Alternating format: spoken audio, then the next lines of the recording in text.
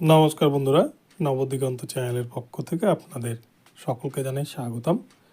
তো বন্ধুরা, আজকে সকালে আমি সকলকে গুড মর্নিং জানিয়ে আবারও আমার নতুন ভিডিও নিয়ে উপস্থিত হয়েছি আমার নবদিগন্ত চ্যানেলে। তো আজকে আমি আপনাদের জন্য যে ভিডিওটি শেয়ার করতে চলেছি, আজকের ভিডিওটি ভীষণ ভীষণ ভীষণ গুরুত্বপূর্ণ হতে চলেছে।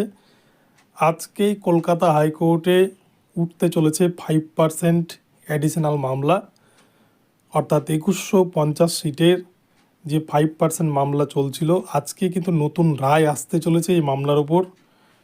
এবং এছাড়াও আজকে এনআইএস মামলাও উঠতে চলেছে এবং এসএসসির নিয়োগ দুর্নীতি মামলাগুলো উঠতে চলেছে এবং আপার প্রাইমারির মামলাও উঠতে চলেছে আজকে। তাই হাই ভোল্টেজ কিন্তু আজকে কলকাতা হাইকোর্ট, একের পর এক খবর আসতে থাকবে আজকে। এবং এছাড়াও গতকালকে বিচারপতি অনিরুদ্ধ বোস সুপ্রিম কোর্টে যে প্রাথমিকের নিয়োগ দুর্নীতি মামলাগুলো ছিল সেখানে একটি যুগান্তকারী সিদ্ধান্ত গ্রহণ করেছে।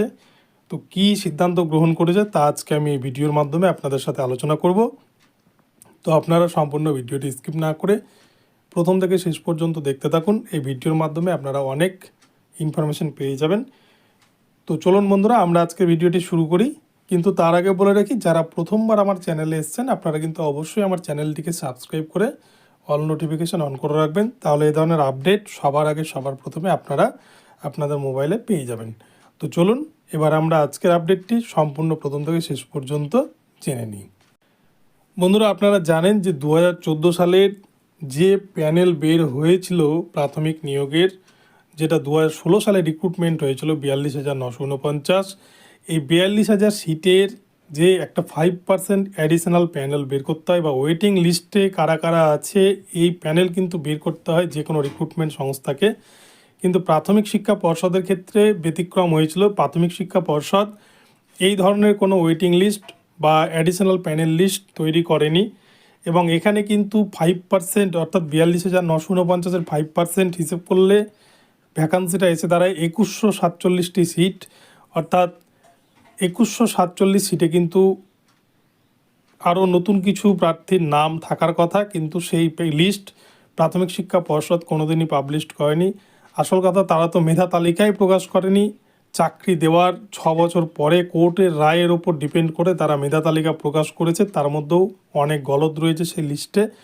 তো যাই হোক, আপনারা জানেন যে গত 2রা জানুয়ারি 2024 সিবিআই তাদের নিয়োগ দুর্নীতির সমস্ত রিপোর্ট জমা করেছে এবং সবথেকে বড় কথা, ওএমআর মূল্যায়নের দায়িত্বে ছিল যে কোম্পানি, এস বাসুরায়ান কোম্পানি, সেই কোম্পানির যে 264 পাতার হলফনামা তা তারা কলকাতা হাইকোর্টে জমা করেছে এবং তার উপর ভিত্তি করেই কিন্তু আজকে 5% মামলার জাজমেন্ট হতে চলেছে। এবং আজকে কলকাতা হাইকোর্টে এই মামলাটি ভীষণ গুরুত্বপূর্ণ হতে চলেছে, কেননা এই মামলার ওপর 2147 জন প্রার্থীর ভবিষ্যৎ জড়িয়ে আছে এবং এই লিস্টে কিন্তু 2147 জন প্রার্থীর নাম থাকবে যারা সে সময় দুর্নীতির কারণে চাকরি পায়নি। তাই আজকে এই 5% মামলার অর্ডার কিন্তু হওয়ার 99% চান্স আছে।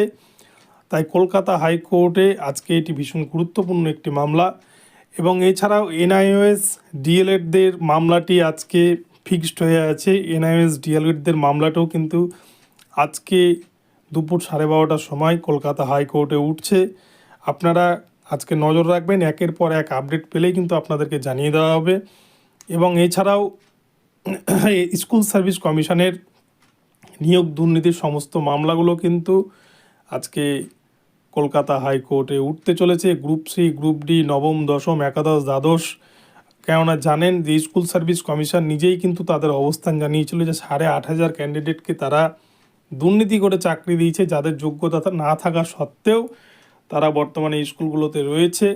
24,000-এর মধ্যে 8,500 ক্যান্ডিডেটকে তারাই দুর্নীতি করে চাকরি দিয়েছে, এমনটা তারা নিজেরাই হলফনামা দিয়ে জানিয়েছে স্কুল সার্ভিস কমিশন কলকাতা হাইকোর্টে। এবং এছাড়াও গতকালকে সিবিআই কিন্তু তাদের সমস্ত যে নিয়োগ দুর্নীতির রিপোর্ট, স্কুল সার্ভিস কমিশনে কীভাবে কোথায় কী দুর্নীতি হয়েছে, কার মাধ্যমে টাকা কোথায় পৌঁছেছে, ক্যান্ডিডেটদের রোল নাম্বার সহ কারা কারা সাদা খাতায় চাকরি পেয়েছে, এই সমস্ত তথ্য কিন্তু গতকালকে বিকেলে সিবিআই কলকাতা হাইকোর্টে জমা করেছে। ফলে আজকে কিন্তু ভয়ঙ্কর খেলা হতে চলেছে কলকাতা হাইকোর্টে। এবং সব থেকে বড় কথা, স্কুল সার্ভিস কমিশনের যে 8,500 দুর্নীতি হয়েছে তাতে কিন্তু এজেন্টদের নাম সহ অনেক প্রভাবশালীর নাম উঠে এসেছে। এবং এছাড়াও গতকালকে আপনাদেরকে বলেছিলাম যে বিচারপতি অনিরুদ্ধ বোসের বেঞ্চে প্রাথমিকে নিয়োগ দুর্নীতির সমস্ত মামলা সুপ্রিম কোর্টে হতে চলেছে। এবং সেই মামলা গতকালকে কিন্তু সুপ্রিম কোর্টে উঠেছিল এবং সেখানে দীর্ঘক্ষণ শুনানি হয়। এবং গতকাল সুপ্রিম কোর্টে এই মামলা নিয়ে দীর্ঘক্ষণ অনিরুদ্ধ বোসের বেঞ্চে শুনানি হওয়ার পর বিচারপতি অনিরুদ্ধ বোস প্রাথমিকের নিয়োগ দুর্নীতি সংক্রান্ত যত মামলা রয়েছে সবগুলো মামলাকে একসাথে ট্যাগ করেছেন। এবং এই সমস্ত মামলা একসাথে ট্যাগ হওয়ার পর এই মামলাগুলোকে তিনি আবারও আগামী শুক্রবার দেখবেন। আগামী শুক্রবারের দিন এই মামলা নিয়ে কি হবে তা সেই দিনে ডিসিশন নেবেন। তবে বিচারপতি অনিরুদ্ধ বোসের গতকালকে কথাবার্তা থেকে এটুকুটা পরিষ্কার বোঝা গিয়েছে যে আপনারা দেখেছেন স্কুল সার্ভিস কমিশনের ক্ষেত্রেও যে 4,500 ক্যান্ডিডেটের চাকরি বাতিল মামলা ছিল, সেই মামলাকে তারা কলকাতা হাইকোর্টে নতুন একটি ডিভিশন বেঞ্চ তৈরি করে সেখানে কিন্তু ফেরত পাঠিয়েছে, যেটি বর্তমানে দেবাংশু বসাকের ডিভিশন বেঞ্চে রয়েছে। এবং অপরদিকে 32,000 নন ট্রেন টিচারের যে রিপ্যানেল হওয়ার অর্ডার দিয়েছিল কলকাতা হাইকোর্টের সিঙ্গেল বেঞ্চ এবং কলকাতা হাইকোর্টের ডিভিশন বেঞ্চ, এবং সেই রায়কে চ্যালেঞ্জ করে যখন প্রাথমিক শিক্ষা পর্ষদ সুপ্রিম কোর্টে দ্বারস্থ হন, ঠিক সেই সময় কিন্তু সুপ্রিম কোর্ট থেকে সেই মামলাগুলোকে কলকাতা হাইকোর্টে নতুন একটি ডিভিশন বেঞ্চ তৈরি করে সেখানে কিন্তু প্রথম থেকে এই শুনানি করার জন্য নির্দেশ দেয় আমাদের দেশের সর্বোচ্চ আদালত। এবং এই ক্ষেত্রেও কিন্তু বিচারপতি অনিরুদ্ধ বোস গতকালকে ঠিক এমনটাই বলেছেন যে এই মামলাগুলোকে কলকাতা হাইকোর্টে নতুন একটি ডিভিশন বেঞ্চ তৈরি করে সেখানে পাঠিয়ে দিলেই বোধহয় ভালো হবে, এর আগে যেমন করা হয়েছে।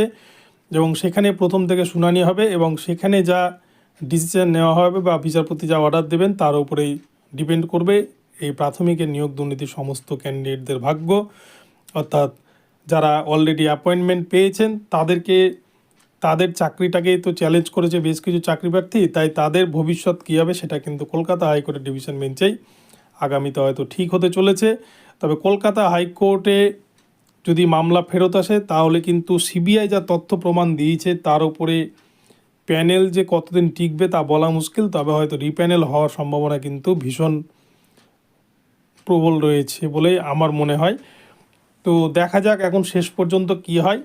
তবে এছাড়াও কিন্তু কলকাতা হাইকোর্টে আজকে আপার প্রাইমারিরও একটি মামলা রয়েছে, যে মামলাও কিন্তু ভীষণ গুরুত্বপূর্ণ হতে চলেছে।